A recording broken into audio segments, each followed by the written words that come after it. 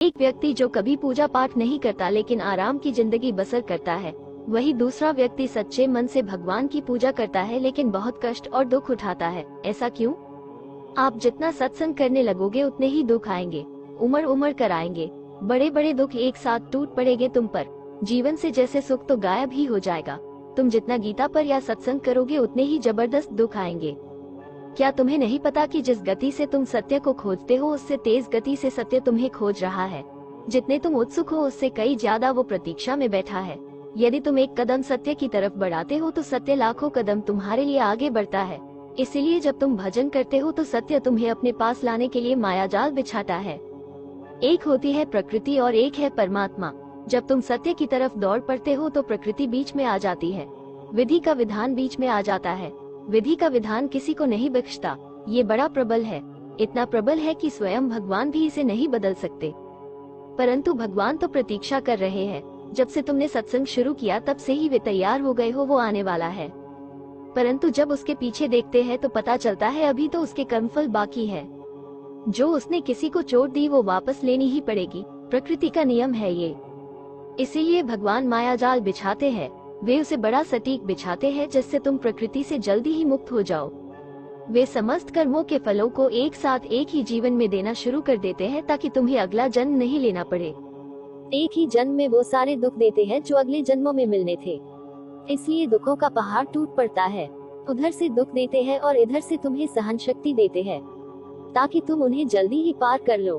तुम जल्द ही पार करके उनके पास चले जाओ, वरना ये दुख तो तुम्हें अब के कई जन्मों में मिलते रहते और तुम यही भटकते रहते। पर अब उसने देख लिया और अब वह ध्यान रख रहा है तुम्हारा। तुम्हें दुख दे रहा है ताकि प्रकृति जल्द ही भेज दे तुम्हें। इसलिए तुम जितना सत्संग करोगे उतने जल्दी ही कर्मफल के दुख आएंगे और तुम इसी जीवन में भोग कर प्रकृति से परे चले जाओगे। सन 2005 के लगभग की बात है। एक स्वामी जी थे, बड़े गजब थे। एक दिन उनको किसी छोटे से कीड़े ने गले में बड़ी दिक्कत कर दी। उनके भक्तों ने अमेरिका से इलाज करवाने की सलाह दी। वे नहीं माने, कहने लगे जो होना है वो हो जाएगा। परंतु भक्त कहाँ मानते। स्वामी जी जबरदस्ती अमेरिका भेज दिया। उन्होंने बहुत मना किया पर भक्त एक न माने। ऑपरेशन शुरू हुआ। कई प्रयास के बाद डॉक्टर ने वो कीड़ा निकाल दिया। स्वामी जी डॉक्टर को कहा कि वो कीड़ा दिखा दो मुझे। डॉक्टर ने दिखा दिया। अब स्वामी जी कहने लगे कि अब इस कीड़े को वही डाल दो जहाँ पर ये पहले था, मेरे गले में।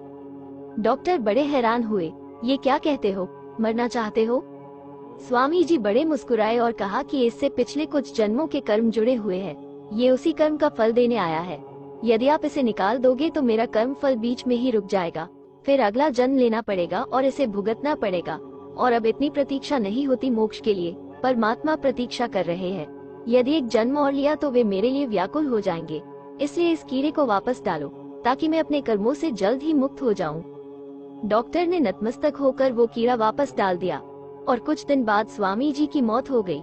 वे मुक्त हो गए, सत्य से मिल गए।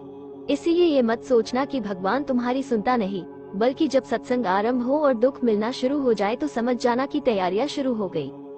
दुख बड़ी प्यारी चीज है। यदि तुम सत्संग नहीं करते तो तुम्हें भी दुख तो मिलेगा। वो दुख तुम्हें बार बार सत्य की तरफ बढ़ने के लिए प्रेरणा देगा। तुम यदि छोटे दुख से नहीं समझोगे तो बड़ा दंड मिलेगा। इसलिए दुख के इशारों को समझो। जब बिना कारण ही मन दुखी होने लगे तो समझ लेना अब सत्य की दृष्टि तुम पर पड़ रही है। अब तुम सतर्क हो जाना, सावधान हो जाना। सत्य कर्मों से जुड़ने का समय आ गया है और बुरे कर्मों से बचने का प्रयास करे। व्यक्ति जो कभी पूजा पाठ नहीं करता है फिर भी आराम और सुखमय जीवन व्यतीत करता है। इसके पीछे रहस्य यह है कि उसके पूर्व जन्म में किया गया पुण्य कर्म जो उनके भाग्य में सहायक होता है। और जिस दिन पुण्य कर्म समाप्त हो जाती है और पाप कर्म की शुरुआत होती है, उसी दिन से उसका विनाश भी शुरू हो जाता है। अर्थात जब तक उसके पुण्य कर्मों को भोगने के दिन थे भगवान ने उसे वो भोग विलास दिया और जैसे ही उसके पुण्य कर्मों की समाप्ति होती है उसका दुर्भाग्य शुरू हो जाता है। उसके द्वारा किए गए पापों का दंड भी उसे भोगना पड़ता है। इसी प्रकार भगवान न्याय करते हैं। किसी भी व्यक्ति को उसके अधिकारों से वंचित नहीं किया जा सकता है। ये धर्म और नीति विरुद्ध कार्य है। अतः वो पुण्य और पापों के फल को पूरा पूरा भोगने का अधिकारी है। इसका उदाहरण आपको देखने को मिला होगा या भविष्य में मिल सकता है।